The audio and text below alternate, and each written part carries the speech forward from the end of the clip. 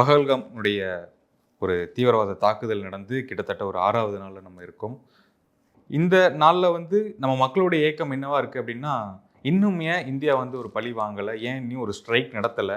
இப்போ என்ன அப்டேட்னா, எந்த மாதிரியான தாக்குதலை நடத்தலாம், எந்த அளவுக்கு தாக்குதலை நடத்தலாம், எவ்வளவு தூரம் பாகிஸ்தானுக்கு உள்ளே சென்று தாக்குதலை நடத்தலாம், இதற்கான ஆயத்த பணிகள் உயர்மட்ட அளவிலே நடந்து கொண்டிருக்கின்றது.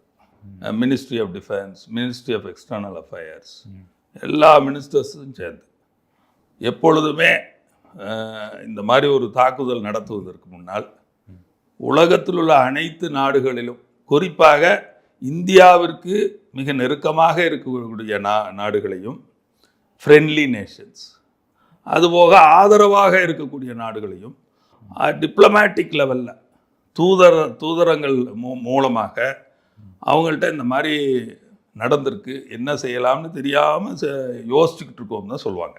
ஸோ முதல்ல கன்சென்சஸ் எடுப்பாங்க. So ministry of external affairs, வெளியுறவு மந்திரி